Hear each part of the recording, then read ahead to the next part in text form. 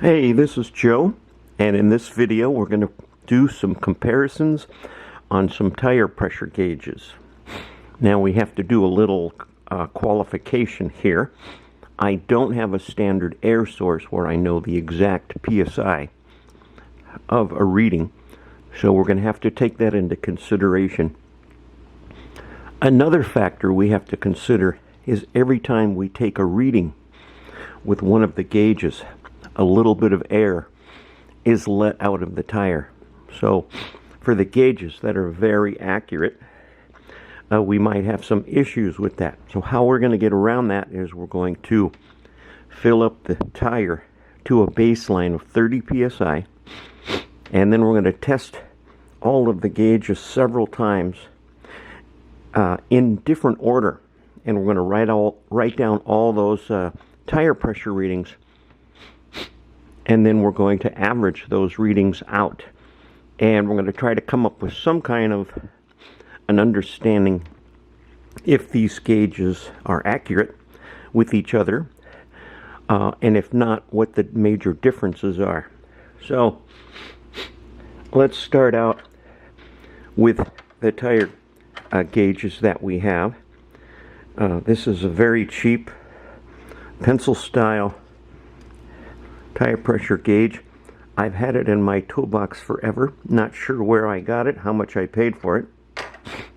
This I just purchased today. This is a slime tire pressure gauge. I picked it up at the local auto parts store for right around $5.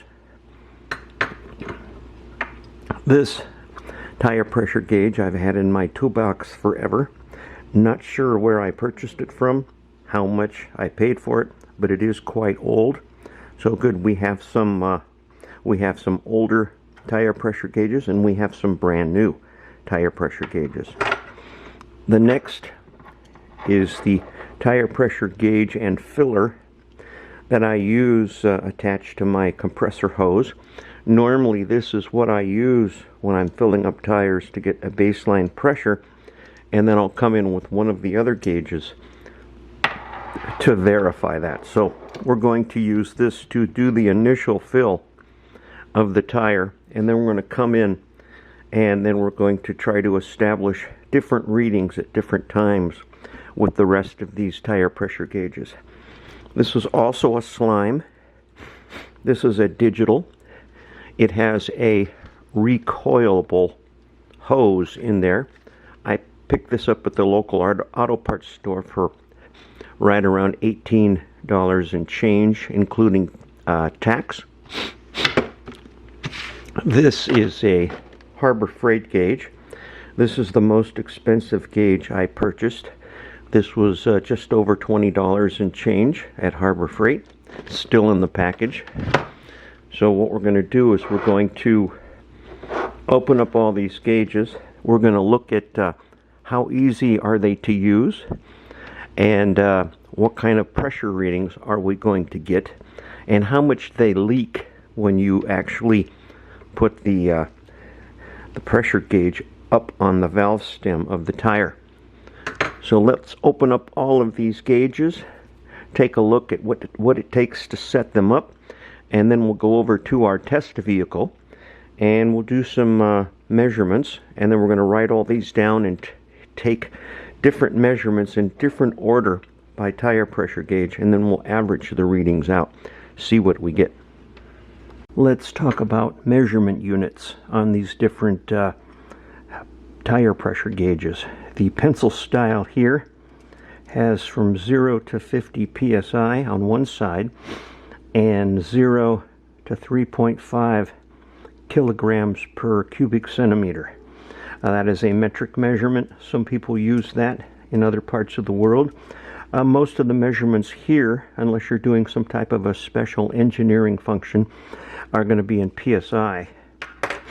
The small slime gauge measures from 0 to 60 psi and 0 to just slightly over 4 bar. Bar is a metric measurement, but it is not part of the international SI units. This pressure gauge is just in psi, and it goes from 0 to 160. This tire pressure filler and gauge goes from 0 to 80 psi only. Now let's get and discuss some of the digital pressure gauges here. This is a nice little unit. It has a digital display. It can be adjusted to kPa, which is kilopascals. It can be set to psi, and it can be set to bar. So again, most people are going to use psi unless you're doing some international scientific or engineering type function. The Harbor Freight has the nicest display, and it has also a kilograms per cubic meter squared measurement. It has a psi mode. It has a kPa, which is your kilopascals, and it also has your bar. So there is a variety of different modes on this one. This display here, the Harbor Freight one, has the nicest display. It's backlit, really nice. But again, this is your most expensive unit here. The next most expensive unit, sort of nice because it does have the hose can be pulled out, and this also could be rolled back up and stored in a convenient location. This has a nice display, but not as nice as the Harbor Freight one. Okay, so those are the measurement units. Let's go over and set up a baseline. I'm going to be using one of my motorcycles to test these gauges on. What we'll do is we'll use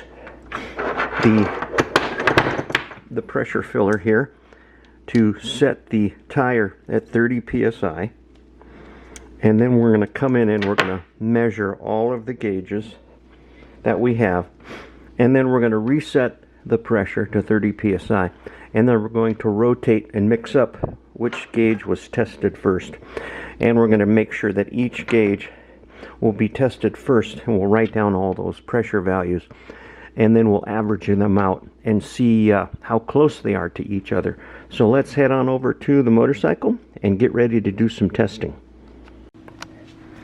We're over at the motorcycle now, and before starting to film, I did a little testing where I tried several different of the tire pressure gauges and tried taking a reading of each of them, and what I found is that the tire in between each of the tire pressure gauges, it leaks a tremendous amount.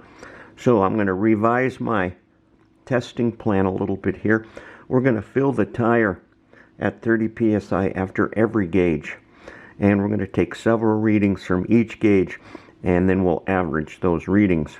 Some of these gauges, like for example this gauge and this gauge, are instant read, meaning the minute you lift the gauge off of the valve stem, the pressure goes away. So they're very difficult to see what the exact pressure reading is. So I'm going to try to read those the best I can, but right away I'm labeling these as not very accurate because it's really difficult to read the pressure, because once you remove the gauge from the valve stem, the pressure drops back down to 0. So these I'm going to call as failures, because you just can't get an accurate enough reading, and you have to end up sticking your nose right down on the gauge. And as you're doing that and jiggling the gauge, the tire pressure is leaking out of the valve stem. So I'm going to call these a failure. Let's come in with the first gauge, which is our pencil style.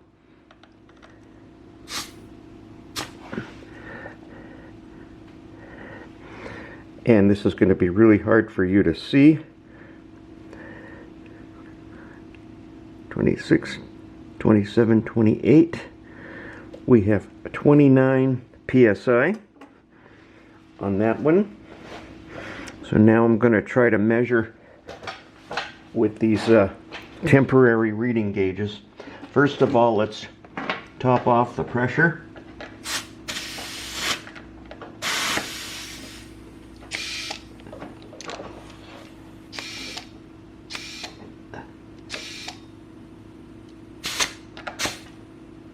Okay, we're topping off the pressure. Now we're going to come in and we're going to measure with the second gauge. I don't know if you're going to be able to see this with my hands in the way.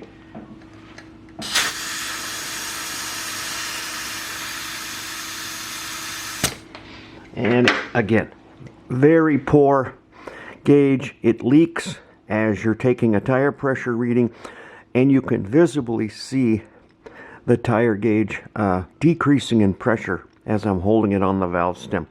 So I'm calling these are failures. Let's top off the tire again.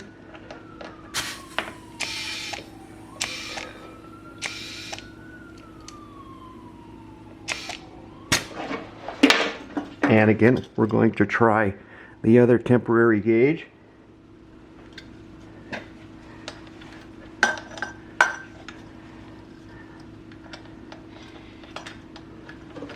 Because of the angle of the gauge reading tip, this is going to be next to impossible to get an accurate reading, because you're going to have to tilt the gauge back to see what the pressure is. So it's going to be really hard to get a reading.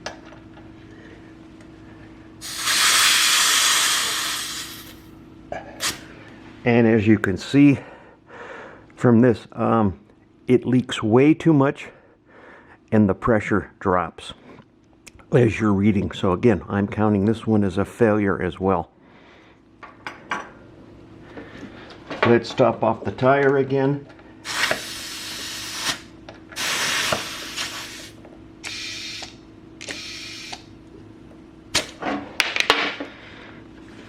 Okay.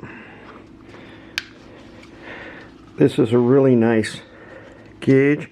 This is digital. I like the fact that the hose is compact. We'll turn that on. We'll set this to PSI.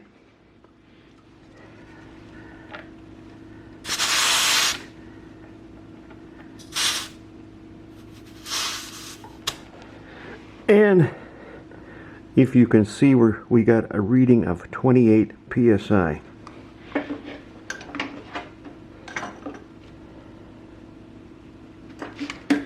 And let's top off the tire again.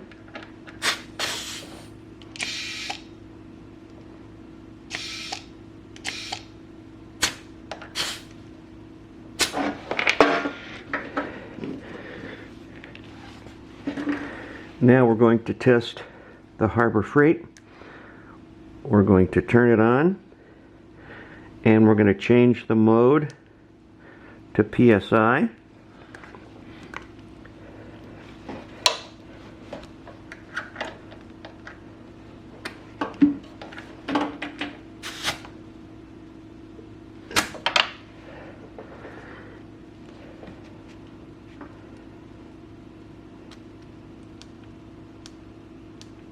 Let's try that again.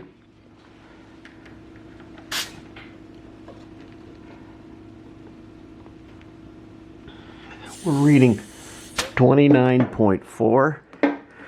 This one leaked the least. So 29.4.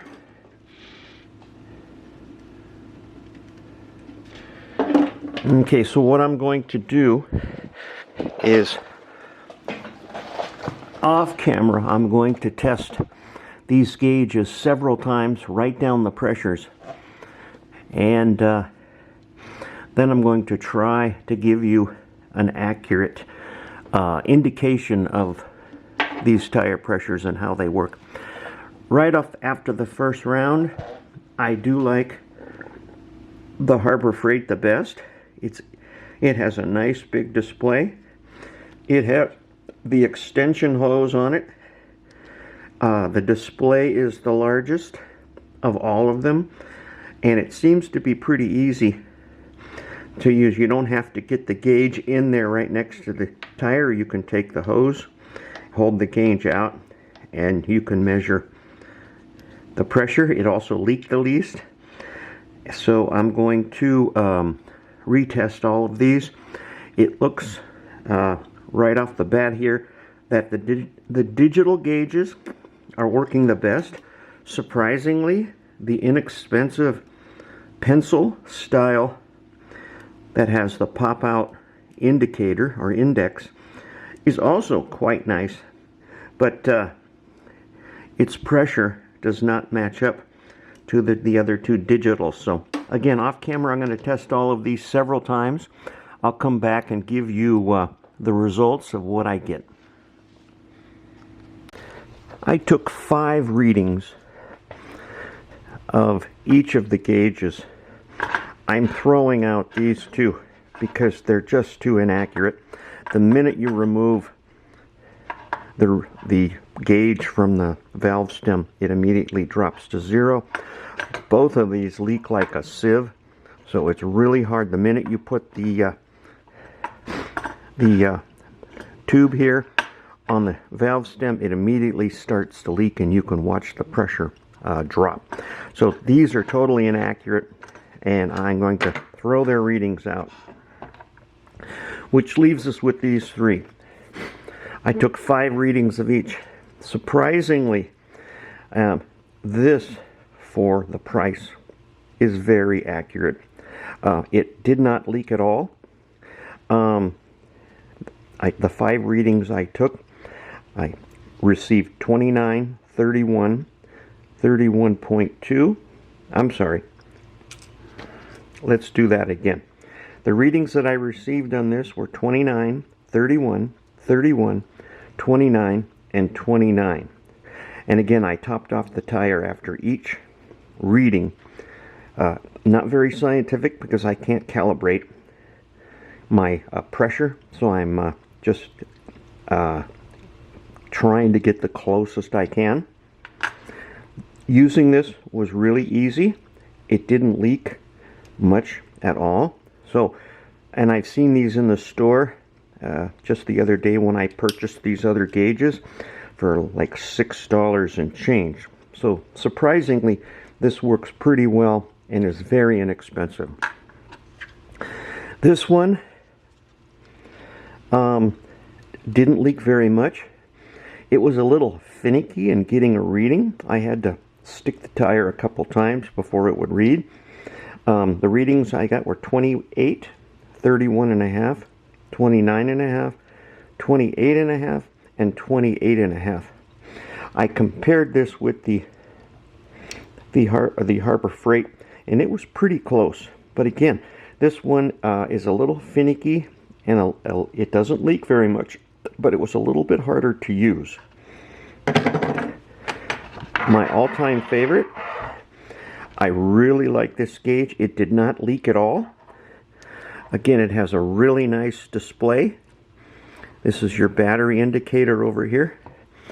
The actual pressure gauge nozzle is really nice. It has a little boot over this, and when I pushed it on the valve stem, it did not leak at all. Inside the kit of when I purchased this, it also has another type of valve stem adapter, if you will. I haven't tried that, but I really like this one. Again, it doesn't leak. The gauge is easy to read, and the readings I received off of this was 29.4, 30.4, 29.5, 28.5, and 28.5. And I did, on one of the readings, after measuring with this gauge, I immediately measured with this gauge and got exactly the same reading off of both of these. So the two digital ones look like they're very close in accuracy. The packaging says that the accuracy is within 0.1 psi. This one, the accuracy is pretty good, and for the price, if you don't want to spend a lot of money on a tire gauge, I would say get one of these. My all-time favorite is the Harbor Freight. Again, it's the most expensive at right around $20, but I would say this is much sturdier than this one. I do like the fact that it has the coil-up hose. You could throw that in your glove box and it'd be pretty nice. I really do like the Harbor Freight one. I was surprised the batteries are replaceable on both of these units. The cover, it has a rubber boot on it, so you can take that boot off to get access to the batteries. It has a bleed valve, so you can bleed off the pressure.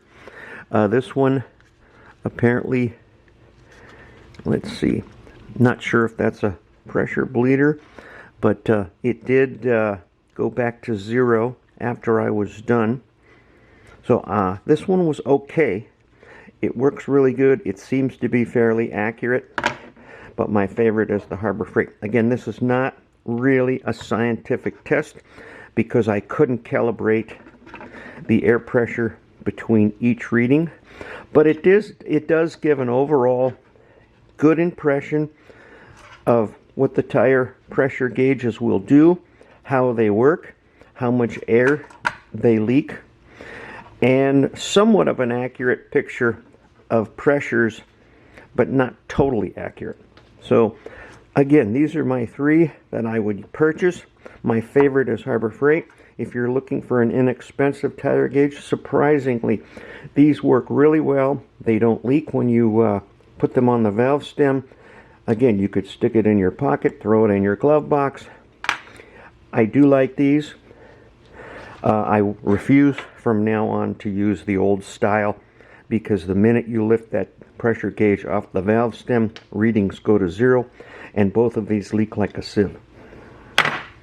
Hope you enjoyed the video, and we'll see you next time.